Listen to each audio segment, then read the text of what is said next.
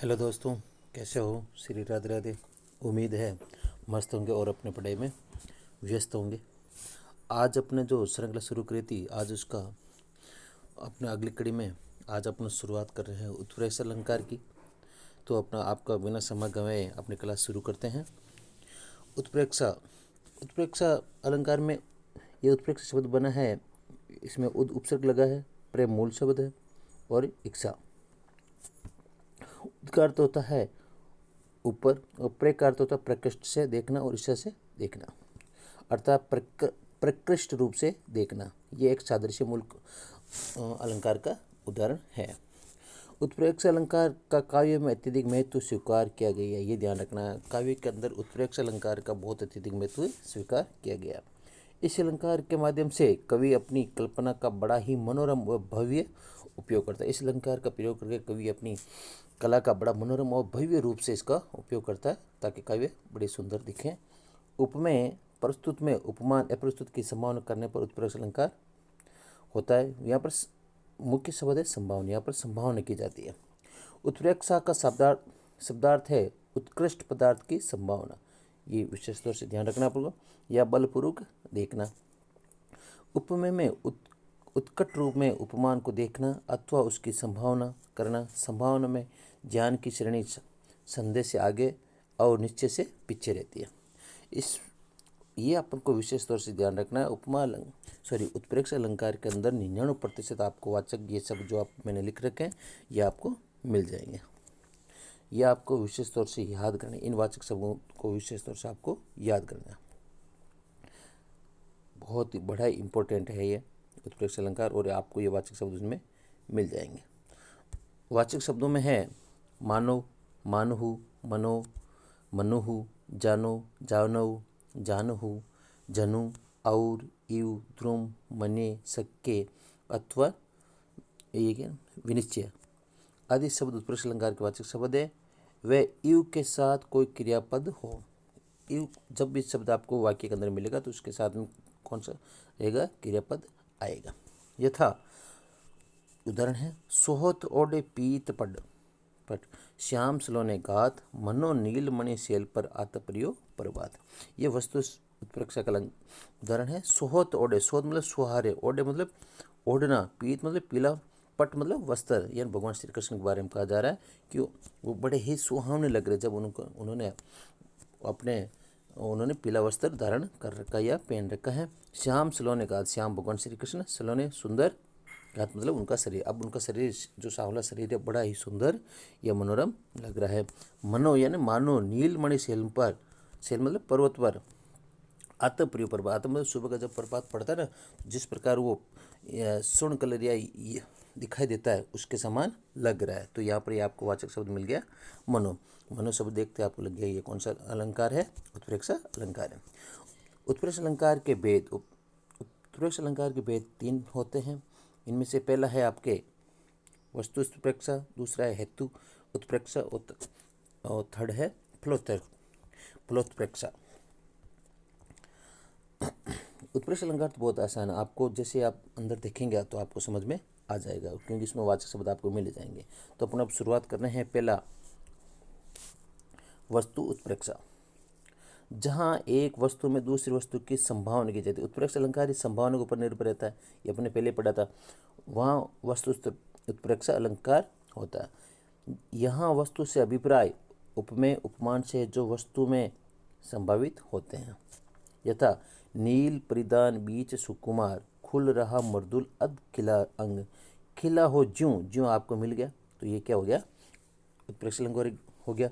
बिजली का फूल मेघ वन बीच गुलाबी रंग, या किसके बारे में कहा गया? सरदार अपने सर पर नीले रंग का वस्त्र धारण किया गया, तो उसके बारे में बताया गया।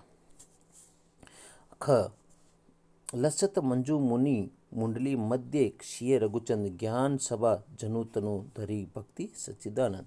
यहाँ पर देखो, यहाँ आपको मिल जाएगा जनु, मिल गया आपको वाचक शब्द मिल गया जनु। तो जनु देखते आपको पता चल गया कि यहाँ पर कौन सा अलंकार हो गया? उत्प्रेक्षा अलंकार हो गया। सुंदर मुनि मंडली के बीच में सीता जी और रघुकुल चंद्र श्री रामचंद्र जी ऐसे सुशोभित हो रहे हैं, मानो ज्ञान की सभा में साक्षात भक्ति और सच्चिदानंद शरीर धारण करके विराजमान है। यह मुनि मंडली में ज्ञान सभा की और सीताराम में भक्ति और सच्चिदानंद की संभावना की गई है। अगला उदाहरण है, जान पड़ता है नेत्र द्वय बड़े बड़े, हिरकों में गोल नीलम बड़े। तो यहाँ पर जान पहले ही आ गया शब्द, तो यहाँ पर देखते पता चल गया कि यहाँ पर उत्प्रेक्षा अलंकार हो गया। तुम्हारी बड़ी बड़ी आंखें ऐसी लग रही है मानो हीरो में नीलम जड़े हुए, तो आ गया मानो। मानो यार संभावना प्रकट की जा रही है, इसके आधार पर हम लोग इसका पता लगा सकते हैं। अगला उदाहरण है, हर की हृदय दशरथ पुराई जनु, तो ये आपको जनु शब्द मिल गया। गृह दशा दुष्य है दुखदाई, यहाँ पर देवी सरस्वती को अयोध्या की दुखदायी गृह दशा के रूप में चित्रित किया गया है, अतः वस्तु उत्प्रेक्षा है, अलंकार है। अगला है, निको लसतु ललाट पर टिको जरितु जराई, छवि बढ़ावत रवि मनो, तो आपको वाचक शब्द मिल गया मनो, तो यहाँ पर कौन सा हो गया, उत्प्रेक्षा अलंकार हो गया। ये रामपुरक्ष वेणुपुरी जी का है। यह ललाट पर जड़ऊ टिक्का खूब शोभता है, मानो चंद्र मंडल में आकर सूर्य चंद्रमा की शोभा बढ़ा रहा है। यह नायिका का ललाट चंद्रमंडल और जड़ऊ टिक्का सूर्य। अगला उदाहरण है, चमचमात चंचल नयन बीच घूंघट पर जीन मानहु, तो आपको मानहु शब्द मिल गया। सुर सरिता विमल जल उच्छलत युग मीन, यहाँ बारीक कपड़े के घूंघट की ओट से उसकी चंचल आंखें चमक रही है, चमचमाते चमका रही है। चंचल नयन मतलब उनकी आंखें, बीच घूंघट के, जो उनका घूंघट क्या है, झिना है, तो झिने कपड़े के बीच में उनकी आंखें चमचमा रही, मानो ऐसा लगता है सुर से, यानी गंगा नदी के अंदर सोच जल, विमल मतलब सो जल के अंदर जल उछलत युग में, यार मछली उछल रही है। 6 अगला उदाहरण है 6, रत्नाभरण भरे अंगों में ऐसे सुंदर लगते थे ज्यों पर फूल वली सो जुगनू जगमगाते, तो आपको यहाँ पर क्या हो गया, ज्यों मिलकर सुरपणखा के शरीर पर रत्नों के आभूषण ऐसे लग रहे थे मानो खिली हुई लता पर सौ जुगनू जगमगा रहे हो। तो ये आपको अपन को तो उदाहरण देखना है, जैसे आपको वाचक शब्द मिले तो अपन को पता चल जाता है कि यहाँ पर उत्प्रेक्षा अलंकार है। अगला अपन देख रहे हैं, हेतु उत्प्रेक्षा। हेतु का अर्थ होती संभावना, एक कारण होता है। जहाँ अहेतु में हेतु की संभावना की जाए, ये अपन को ध्यान रखना। जहाँ अहेतु, जहाँ पर कोई कारण होता भी नहीं लेकिन वहाँ पर अपन को कारण बताया जाता है। जो वास्तविक हेतु कारण नहीं है परंतु उसी में कारण खोजने की कल्पना की जाती है, तो वहाँ हेतु उत्प्रेक्षा अलंकार होता है। यानी वास्तविक वहाँ पर कोई इस प्रकार कोई कारण नहीं होता है, फिर भी उसमें संभावना की जाती है कि यहाँ पर यही कारण है, उसकी वजह से यहाँ पर ऐसा हो रहा है। जैसे भा लाल बेंदी ललन आखत रे विराजी, इंदु कला में बसी मनो राहो में बाजी। यहाँ ललन के भाल पर लगी हुई लाल बिंदी उपमेय के हेतु में हेतु की संभावना की गई है। लाल बिंदी पर सफ़ेद अक्षर चिपकाए, अक्षत होते हैं वो चावल जो तिलक के दौरान लगाते हैं ना ललाट पर, उन्हें अक्षत कहा जाता है। जिनकी संभावनाएं में कहा गया है कि चंद्रकला सफ़ेद अक्षत राहु श्याम मुखमंडल के रूप में भागकर मंगल रूपी लाल बिंदु में आकर बस गई हो, ऐसा संभावना व्यक्त की जा रही है। अगला है, विनत सुख नासा दर ध्यान बन गए पुष्प प्लस अराल, तो यहाँ पर ये पे हेतु उत्प्रेक्षा अलंकार का उदाहरण है। यहाँ पर आपको देखो, यहाँ पर नहीं मिल रहा है, आपको वाचक शब्द नहीं मिल रहा है, तो आपको खुद को इसको अर्थ देखकर आपको पता करना होगा। अगला है, सोवत सीतानाथ के बरगु मुनि दिनी लात, यानी सोवत मतलब सो रहे थे, सीतानाथ मतलब भगवान श्री रामचंद्र, बरगु मुनि दिनी लात, उनका लात की मार दी। बरगुकुल पति की गति हरी, बरगुकुल पति कौन था, परशुराम जी, उनकी क्या कर ली, उनकी गति को हर लिया। आपने देखा होगा रामायण के अंदर भगवान श्री राम जब वो बाण चलाते तो उनकी गति को हर लेते। मनो सुमिरी वह बात, मनो मतलब मानो, सुमिरी मतलब याद करना, उस बात को वो याद करके उनकी गति को हर लिया था, तो यहाँ पर आपको मनो शब्द मिल गया। अगला है, मनो कठिन आंगन चली ताते राते पाँव, मानो की मनो, अगर किसी नायिका के बारे में कहा जा रहा है कि वो क्या हुआ, कठिन आंगन पर चली थी, उसकी वजह से उसके पाँव है जो लाल रंग के हो गए, बल्कि वो तो स्वाभाविक रूप से किस प्रकार होते हैं, लाल रंग के होते हैं, उसमें उसका कोई कारण नहीं, लेकिन फिर भी ये अहेतु में भी उसका कारण बताया जा रहा है। अगला है, फलोत्प्रेक्षा। जहाँ पर अफल में फल की संभावना की जाती है, जहाँ पर अफल होता है फिर भी फल की संभावना की जाती है, वहाँ फलोत्प्रेक्षा अलंकार होता है। यहाँ फल का आशय उद्देश्य से है, जो फल नहीं होता उसको फल या उद्देश्य जब मान लिया जाता है तो वह फलोत्प्रेक्षा अलंकार होता है। उदाहरण, तरणी तनुजा तट तमाल तरुवर बहु छाए, इनके कुल सु जल प्रसन्न ही है, मनु सुहाए। तो यहाँ पर ये आ गया मनु शब्द आते आपको देख लेना है कि यहाँ पर उत्प्रेक्षा अलंकार है। यहाँ वृक्ष स्वाभाविक रूप से यमुना के जल की ओर झुकते हैं, परंतु ये बताया गया कि जल स्पर्श फल के लिए झुके हैं। ये पेड़ क्या होता है, यमुना नदी के बीच में है, तो वो क्या स्वाभाविक रूप से पेड़ नदी की तरफ झुके हुए हैं, लेकिन यहाँ पर ये बताया जा रहा है कि वो नदी के जल को स्पर्श करने के कारण वहाँ पर झुके हुए हैं। अगला उदाहरण है, विकसी प्रात में जलज ये सर जल में छवि देत, पूजत भानु मनु ये सिए मुख समता हेत। कंबल मानव सीता जी के मुख्य समता प्राप्त करने के लिए भानु सूर्य की पूजा करते हैं।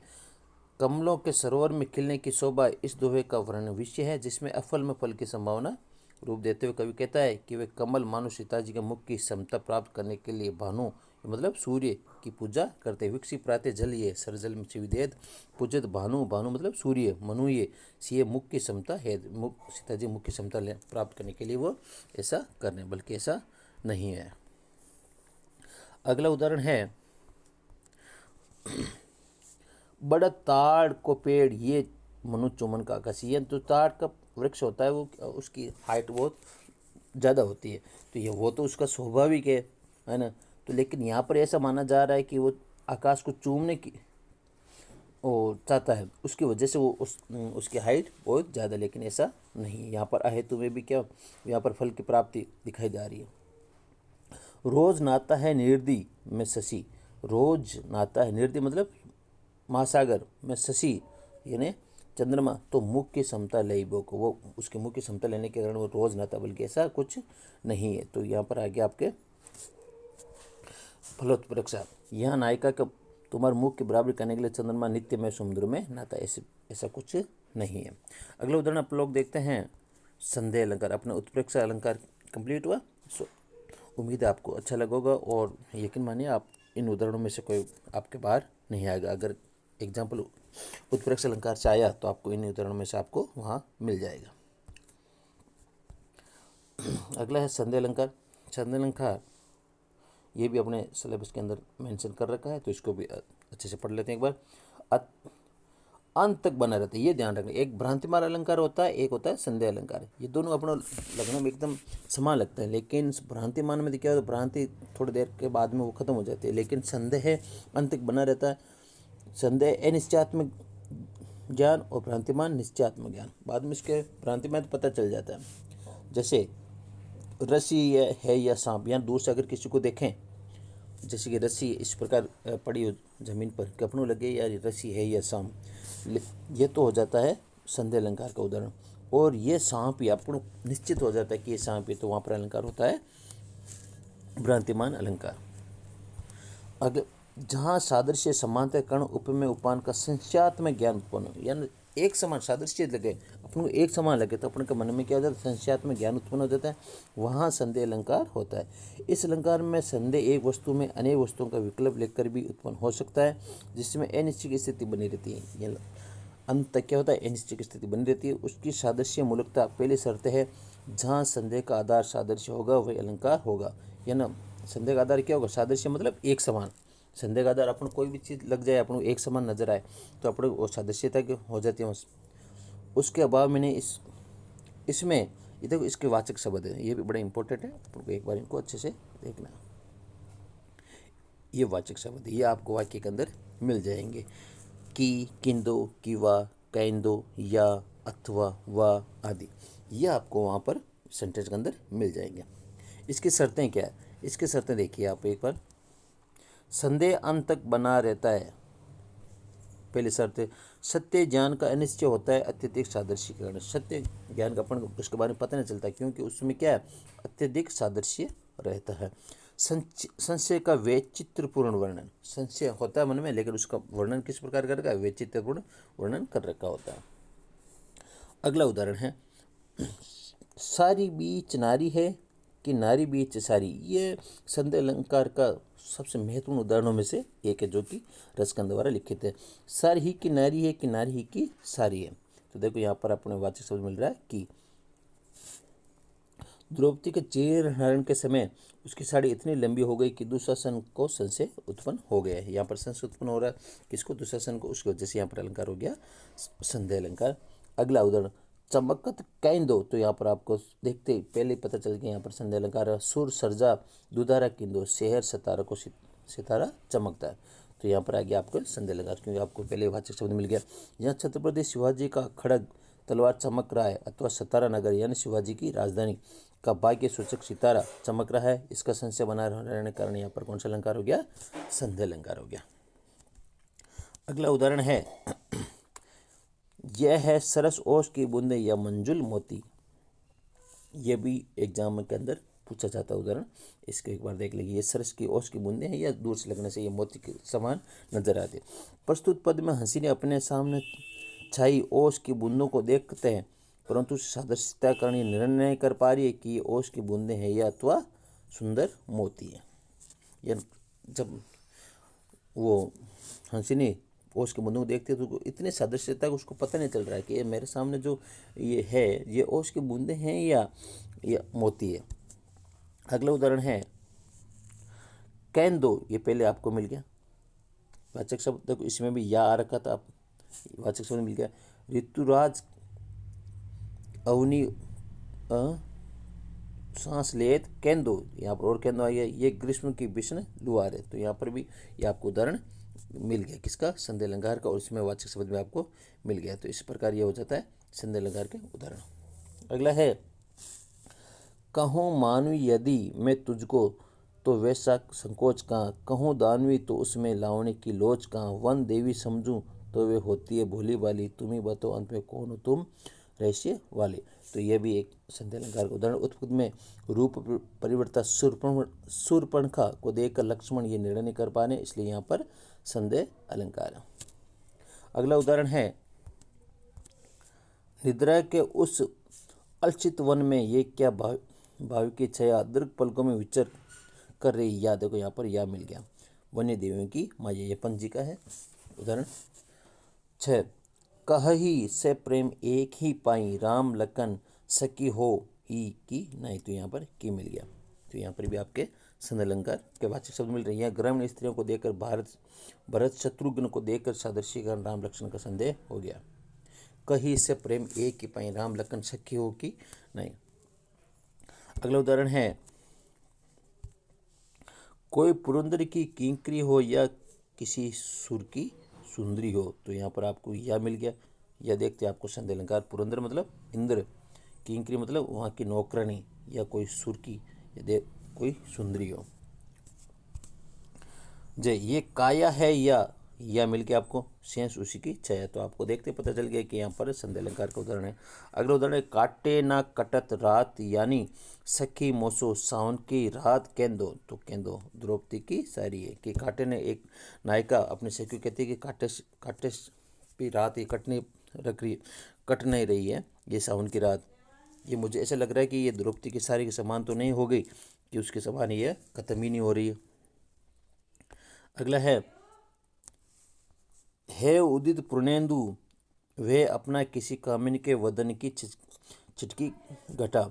तो यहाँ पर आ गया अथवा आ गया। अथवा देखते हैं आपको कौन सा अलंकार हो गया? संदेह अलंकार हो गया। उम्मीद है आपको क्लास अच्छी लगी होगी। अगर अच्छी लगी है तो आप इसे लाइक एंड सब्सक्राइब जरूर करना, और अपनी पढ़ाई में मस्त रहिए, आराम मुस्कुराते रहिए, हंसते रहिए और पढ़ाई में व्यस्त रहिए। धन्यवाद।